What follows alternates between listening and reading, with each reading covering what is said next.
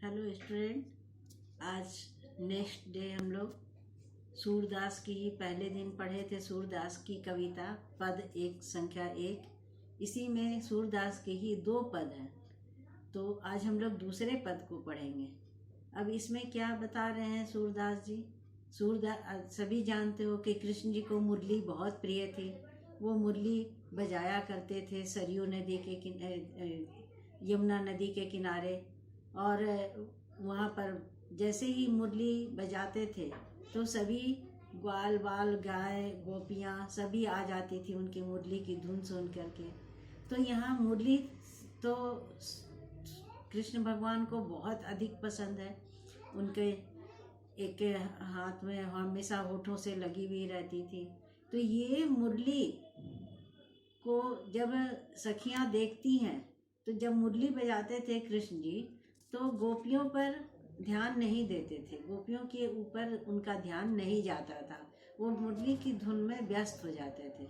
तो इसी से यहाँ पर जो गोपियाँ हैं जो कृष्ण की बहुत अधिक कृष्ण की उनको उनके साथ समय बिताने या फिर उनके दर्शन को तरसती रहती थी, उन गोपियों का यहाँ मुरली से सौतिया डाह दिखाया गया है। सौतिया डाह कहते हैं कि जैसे एक पति की 2 पत्नियां होती हैं, एक पत्नी के साथ जो व्यक्ति रहता है तो दूसरी पत्नी उसके साथ डाह करती है कि मेरे साथ मेरा पति होता।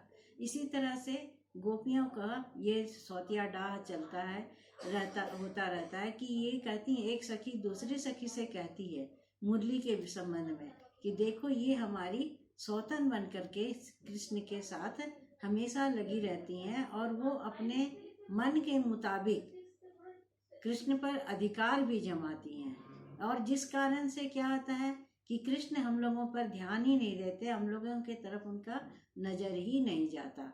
हम लोग तड़पती रहती हैं लेकिन कृष्ण का ध्यान हम लोगों पर नहीं आता। तो यहाँ पर मुरली के संबंध में यहाँ देखो क्या बताते हैं। सूरदास जी कहते हैं, मुरली तऊ गोपाल ही भावती।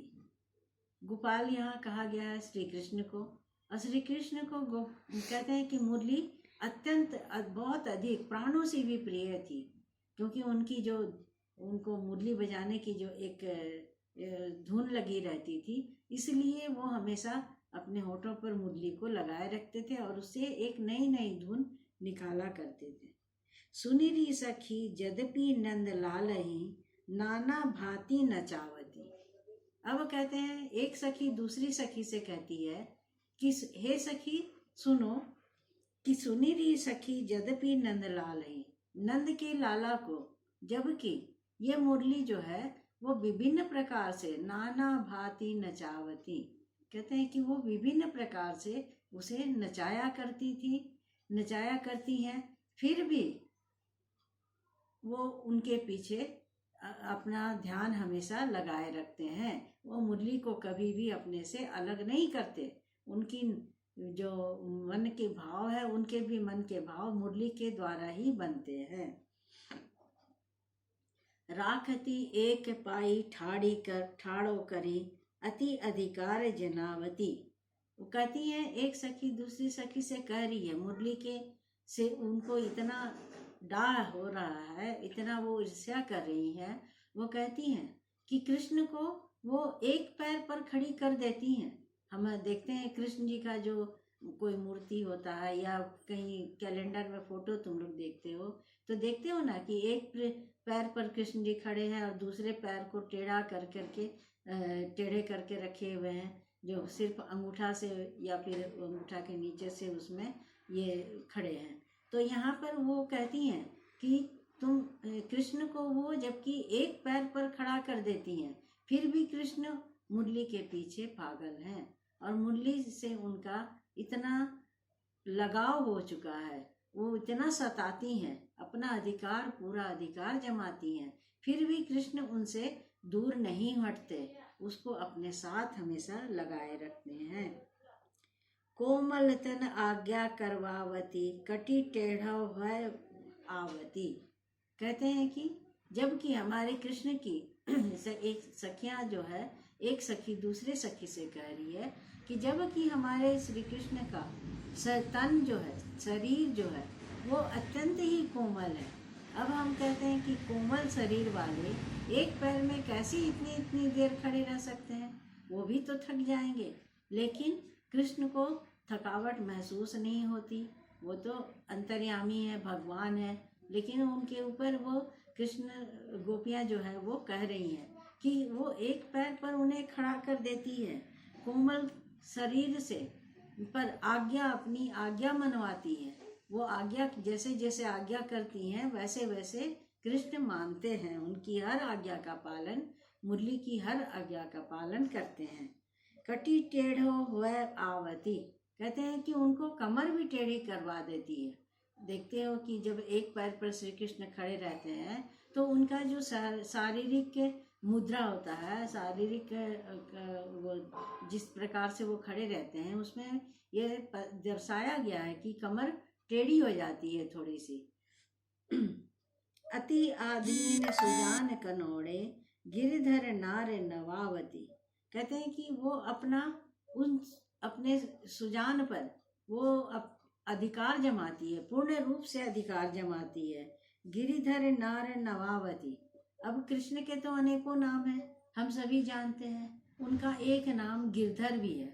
अब गिरधर कैसे नाम पड़ा, तो वो एक समय में इंद्र भगवान नाराज हो करके वो कह थे कि मैं जो उनकी मथुरा नगरी है उसे मैं डुबो ही दूंगा, और इसलिए वो उसके बाद वो इतनी वर्षा करने लगे, इतनी मूसलाधार वर्षा करने लगे, तो कृष्ण भगवान के पास सभी मथुरा के वासी लोग सभी आकर के बोलने लगे कि मेरी प्राण रक्षा करो, मैं कहाँ, इतने वर्षा से मैं कहाँ जाऊँ। तो वो क्या कहते हैं, पर्वत को ही उठा लेते हैं कानी उंगली पर, तब से उनका नाम गिरधर भी पड़ गया।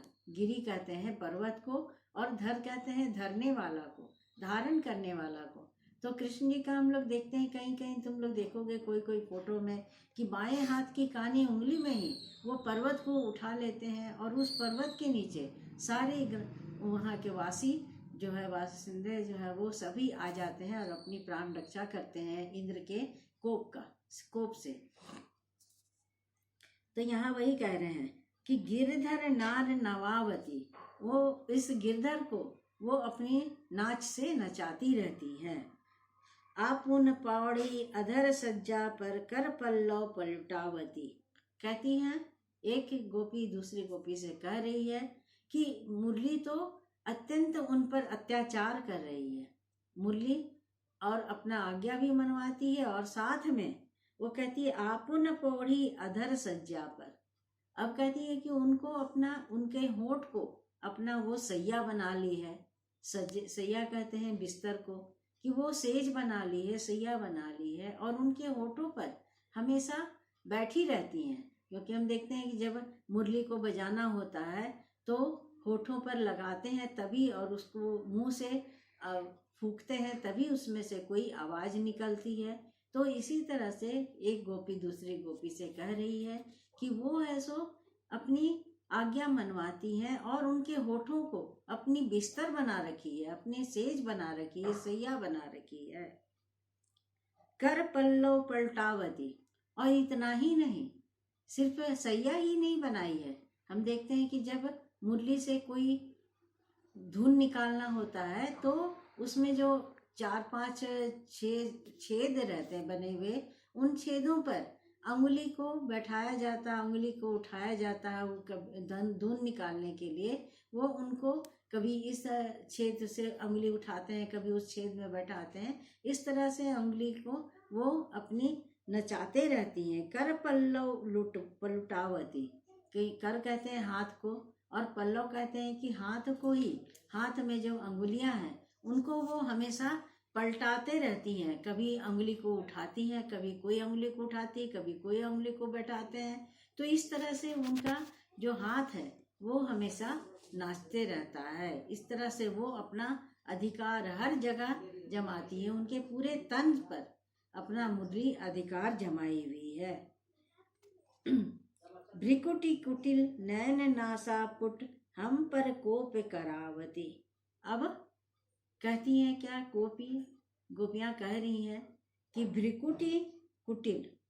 जब हम देखते हैं कि यदि जब मुरली बजाना होता है तो आँख के ऊपर जो भौवें होती हैं वो तन जाती हैं, क्योंकि जो किसी भी तरह से किसी भी वाद्य यंत्र में जब जो जिस वाद्य यंत्र को मुंह से उसमें से धुन निकाला जाता है मुंह से फूंक करके, तो देखोगे तुम कोई भी वाद्य यंत्र बजाने वाले की जो आँख की भौवें हैं वो तन जाती हैं।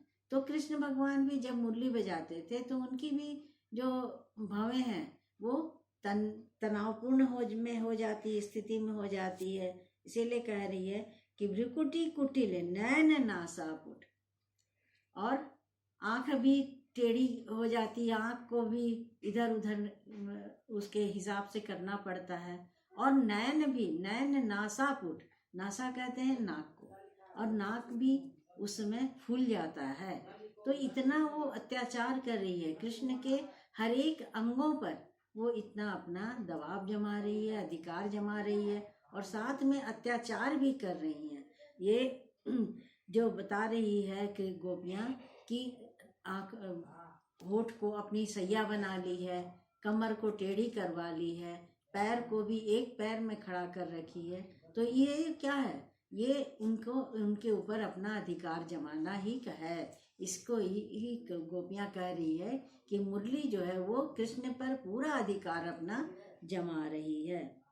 हम पर कोप करावती, अब हम लोगों पर कोप कराती है, हम लोगों पर वो इतना है कि कृष्ण जो है वो हम लोगों पर ध्यान ही नहीं देते। मुरली इतना अपना अधिकार उन पर जमा चुकी है कि कृष्ण को हम लोगों का सुध बुध ही नहीं रहता। हम लोग उनके बगैर तड़प रही हैं, उनके दर्शन के बगैर तड़प रहे हैं कि एक नज़र हम लोगों पर वो डाल दें, क्योंकि जो गोपियाँ थी वो उनके दर्शनों की हमेशा प्यासी रहती थी। और ये कह रहे हैं कि हमारे ऊपर ये इतना कोप करवाती है, फिर भी कृष्ण उनसे दूर नहीं हटते, वो उसको अपने साथ ही रखते हैं। सूर्य प्रसन्न जानी एको छिन, धरते शीस डुलावती।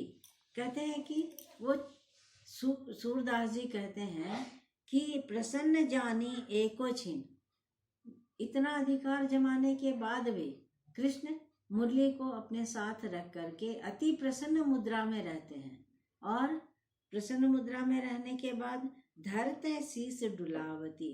कहते हैं कि उनके सिर को भी जब कभी बायां डुलवाती है, कभी दायां डुलवाती है, कभी आगे कभी पीछे, मतलब हर समय वो एक मुद्रा में नहीं रहते। हम देखते हैं किसी भी वाद्य यंत्र को बजाया जाता है, मुंह से जब उससे धुन निकाला जाता है तो सर के भी जो गतिविधियां हैं वो भी इधर उधर होते रहती हैं, कभी बाएं डुलती हैं। राग के ऊपर निर्भर करता है कि हम किस राग में उसे बजाना चाहते हैं और क्या धुन देना चाहते हैं, तो उस धुन के अनुसार वो इधर उधर होती रहती हैं।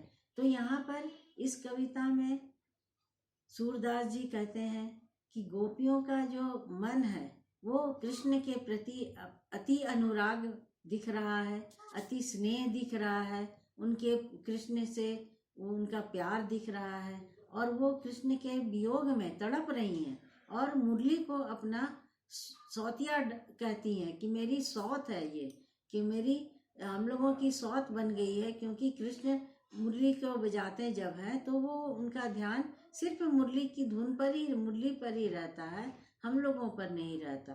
इस तरह से वो उनको अपना सौतिया कहती हैं। तो आज ये कविता भी यहीं पर समाप्त हो गई। समझ में आई? अब अगले दिन अगला कविता।